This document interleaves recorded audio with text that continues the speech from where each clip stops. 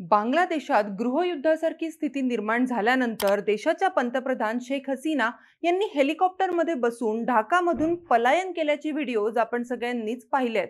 त्यानंतर बांगलादेशमध्ये सध्या अस्थिरतेचं वातावरण सुरू आहे।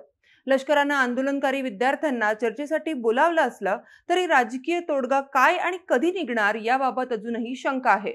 पण या सगळ्यात ज्या विद्यार्थ्यांनी शेख हसीना यांना पंतप्रधान पद सोडून देशातून पलायन करायला भाग पाडलं त्यामागे नक्की कोण आहे याबाबत अजूनही चर्चा सुरू आहे। आता या आंदोलनामागील काही नावं पुढे येत आहेत। त्यामध्ये नाहिद इस्लाम, आसिफ मेहमूद आणि अबू बकर मजुमदार या विद्यार्थी नेत्यांची नावं पुढे येत आहेत। पण हे विद्यार्थी नक्की कोण आहेत आणि ते या आंदोलनाचा चेहरा कसे झाले? तसंच फक्त हे विद्यार्थीच या आंदोलनाचा चेहरा आहेत की त्यांच्या खांद्यावर बंदूक ठेवून दुसरंच कोणीतरी गोळी चालवतंय? पाहुयात या व्हिडिओतून। नमस्कार, मी प्रेरणा आणि तुम्ही पाहताय बोलबिडू। बांगलादेशात सध्या जे आंदोलन सुरू आहे त्यामागे स्टुडंट्स अगेन्स्ट डिस्क्रिमिनेशन ही संघटना आहे। आरक्षणाच्या विरोधात ही विद्यार्थ्यांची चळवळ आहे। चळवळीचं नेतृत्व देखील काही विद्यार्थ्यांच्या हातातच आहे। या चळवळीचं नेतृत्व करण्यासाठी काही राष्ट्रीय समन्वयक नेमण्यात आलेत। यामध्ये सर्वात आधी नाव घेतलं जातंय ते म्हणजे नाहिद इस्लाम याचं। नाहिद इस्लाम या चळवळीचा सर्वात मोठा चेहरा आहे। नाहिद हा ढाका विद्यापीठाच्या सोशियोलॉजी विभागात शिकतो। मानवी हक्कांच्या रक्षणासाठी केलेल्या कामासाठी तो प्रसिद्धही आहे। स्वातंत्र्य सैनिकांच्या वारशांना मिळणारं आरक्षण हे भेदभाव करणारं आणि राजकीय दृष्ट्या एकाच पक्षाच्या फायद्याचं असल्याचं नाहिदचं म्हणणं आहे। आरक्षण विरोधी आंदोलनानं जेव्हा वेग घेतला तेव्हा 19 जुलैला साबुज बाग इथल्या त्याच्या राहत्या घरातून त्याचं अपहरण करण्यात आलं। 20 ते 25 लोक नाहिदला उचलून नेत असल्याचा याच दिवशीचा एक व्हिडिओ देखील सोशल मीडियावर प्रचंड व्हायरल झाला होता। त्यानंतर त्याला आंदोलनातील सहभागाबद्दल प्रश्न विचारून त्याचा छळ करण्यात आला। डोळ्यावर पट्टी बांधून हातकडी लावून त्याचा छळ केल्याचा दावा नाहिदनं केलाय। या घटनेच्या 2 दिवसानंतर तो पूर्वाचलमधील एका पुलाखाली मारहाण झालेल्या आणि बेशुद्धावस्थेत सापडला होता। 26 जुलैला पुन्हा एकदा त्याचं अपहरण करण्यात आलं। यावेळी तो धामंडीच्या हॉस्पिटलमध्ये उपचार घेत होता। आपण ढाका मेट्रोपोलियन पोलिसांच्या डिटेक्टिव्ह ब्रांचसह विविध गुप्तचर संस्थांचे अधिकारी असल्याचा दावा करून काही व्यक्तींनी पुन्हा एकदा त्याचं अपहरण केल्याचा दावा नाहिदनं केला। मात्र पोलिसांनी हे आरोप फेटाळून लावलेत। पण या अपहरणामुळे म्हणा किंवा अटकेमुळे नाहिदला अधिकच प्रसिद्धी मिळाली। पोलिसांनी केलेल्या मारहाणीत जखमी झालेल्या नाहिद इस्लामच्या चेहऱ्यानं आंदोलकांना अधिकच भडकवलं। त्यामुळे आंदोलक अधिक हिंसक झाले आणि रस्त्यावर उतरले। त्यानंतर 4 ऑगस्टला लॉंग मार्च टू ढाका या आंदोलनाच्या 1 दिवस आधी नाहिदनं भाषण करताना आम्ही आता हातात काठ्या घेतल्यात, पण त्याचा उपयोग होणार नसेल तर आम्ही हातात शस्त्र देखील घेऊ शकतो असं म्हणत हिंसक आंदोलनाचा इशारा दिला होता। पंतप्रधान शेख हसीना यांना देशाला गृहयुद्धात ढकलायचंय। आता त्यांनाच निर्णय घ्यायचा आहे की त्या पदावरून स्वतः पायउतार होतील की पदावर राहण्यासाठी रक्तपाताचा अवलंब करतील असा इशारा नाहिदनं दिला होता। त्यानुसार हसीना यांनी रक्तपात थांबवण्यासाठी स्वतःहून राजीनामा दिलाय। त्यानंतर या आंदोलनातील दुसरं मोठं नाव आहे आसिफ मेहमूद। आसिफ मेहमूद हा सुद्धा ढाका विद्यापीठातील भाषा विभागाचा विद्यार्थी। जूनमध्ये सुरू झालेल्या आरक्षणाविरोधातील देशव्यापी आंदोलनाचा तो भाग झाला। 26 जुलैला ढाका मेट्रोपोलियन पोलिसांच्या डिटेक्टिव्ह ब्रांचनं ताब्यात घेतलेल्यांमध्ये आसिफ मेहमूदचाही समावेश होता। बाकीच्यांप्रमाणे त्यालाही उपचारादरम्यान रुग्णालयातून ताब्यात घेण्यात आलं। आसिफला अटक करण्यामागे राष्ट्रीय सुरक्षेचं कारण असल्याचं सांगण्यात आलं होतं। पुढे 27 जुलैला आणखी 2 विद्यार्थी नेत्यांना डिटेक्टिव्ह ब्रांचनं ताब्यात घेतलं होतं। सरसजीस आलम आणि हसनत अब्दुल्ला अशी त्यांची नावं। त्यांना अटक करून डिटेक्टिव्ह ब्रांचच्या कार्यालयात ठेवण्यात आलं होतं। 28 जुलैला त्यांच्या कुटुंबियांनी त्याला भेटण्याची परवानगी देखील मागितली होती। मात्र पोलिसांनी त्याला 29 जुलैला विद्यार्थ्यांना भेटण्याची परवानगी नाकारली। त्याआधी नाहिद, आसिफ आणि त्यांच्या सहकाऱ्यांनी एक व्हिडिओ जारी करून आंदोलन मागे घेण्याचं आवाहन केलं होतं। काही रिपोर्ट्सनुसार पोलिसांनी विद्यार्थ्यांना मारहाण करून जबरदस्ती त्यांच्याकडून हा व्हिडिओ तयार केला होता। आसिफला इंजेक्शन देण्यात आलं होतं ज्यामुळे तो अनेक दिवस बेशुद्ध पडला होता असंही हे रिपोर्ट सांगतात। त्यानंतर विद्यार्थ्यांच्या उग्र आंदोलनानंतर 1 ऑगस्टला दोघांनाही सोडून देण्यात आलं।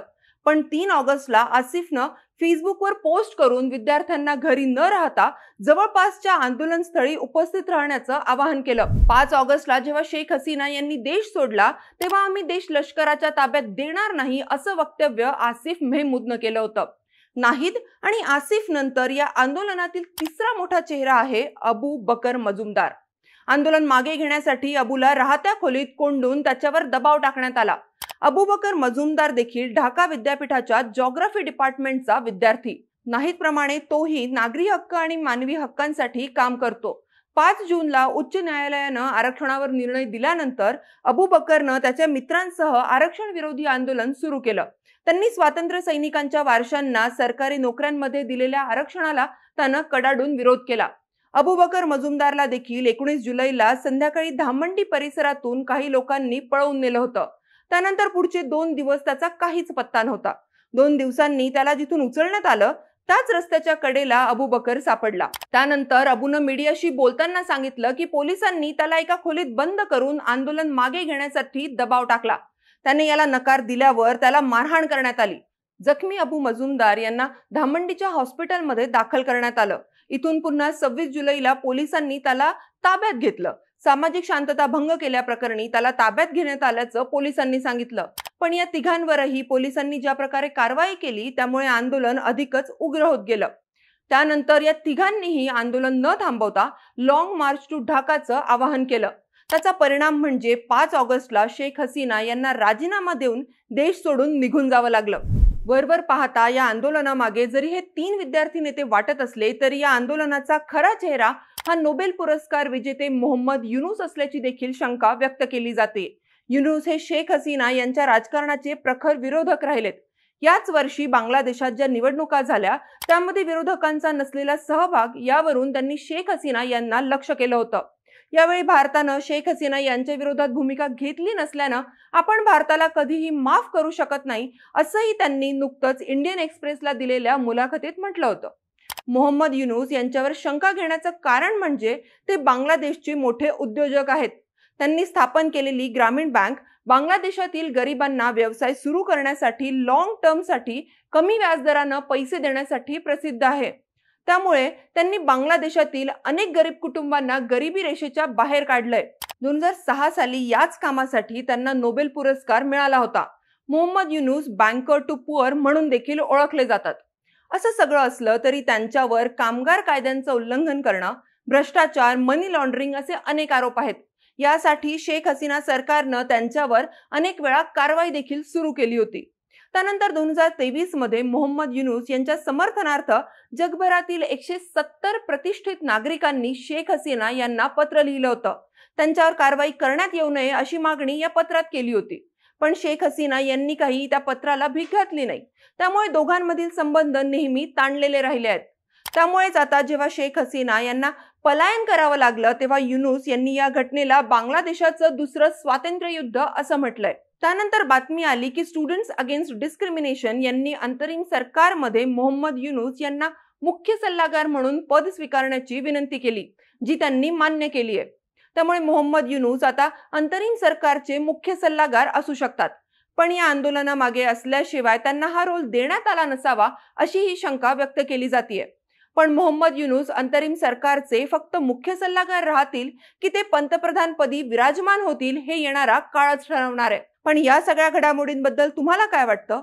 तुमच्या प्रतिक्रिया नक्की कळवा आणि अशाच प्रकारचे माहितीपूर्ण व्हिडिओज पाहण्यासाठी बोलबिडूला सबस्क्राइब करा।